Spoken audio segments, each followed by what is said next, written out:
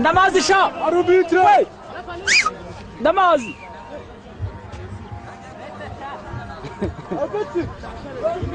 Banguka Obedi. Engwa amazi wa Mustafa.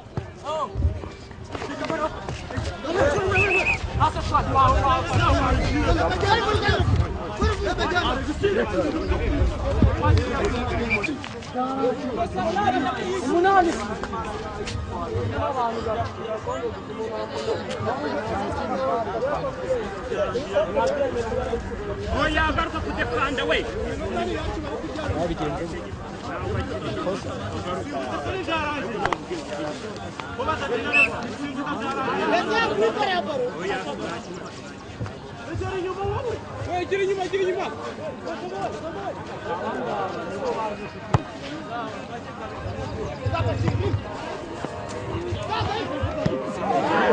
Gahire we.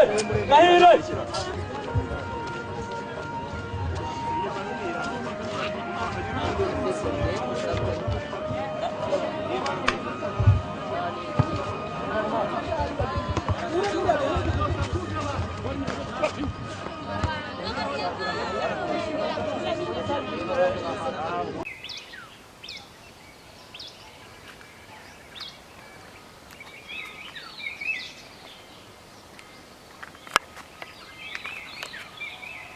Iyi ni korowani yamanutse mu ijuru.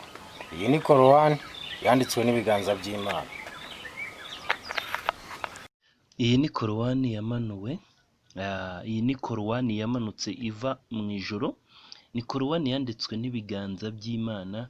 Hano hambere rero yamanukiye imaka, imanukira imadina. Ni ukuvuga ngo ikwirakwira ku isi hose. Intumwa y'Imana Muhamadi ubwo yabonaga iyi korowani atangira kugenda ayigeza ku isi hose. Abamarayika bakamubonekera mu butayu, bakamubwira ubutumwa bwiza kugira ngo intumwa y'Imana ibugeze ku bantu bose bo ku isi, kandi bose babashe kumenya ko mu ijuru hari Imana imwe ariyo Ara.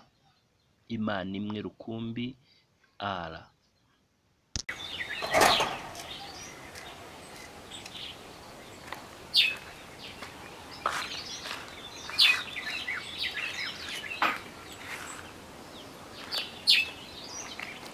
Iyi ni Bibiliya ntagatifu. Ivuga ko abanyabyaha bose bagomba kunyura muri purgatori bakabona bakajya mu ijuru.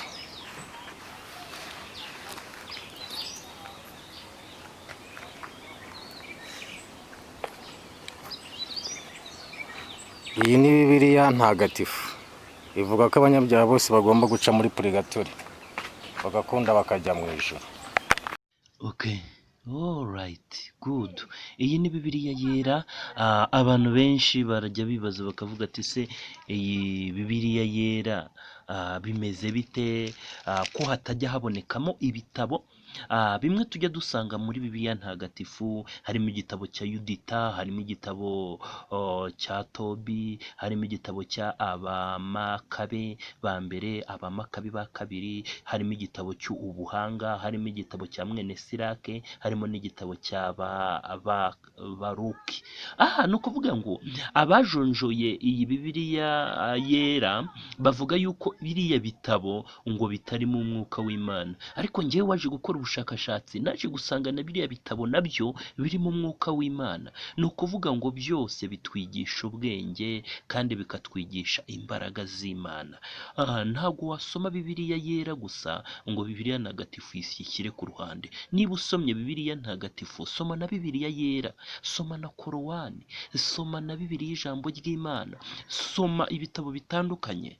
God bless you so much.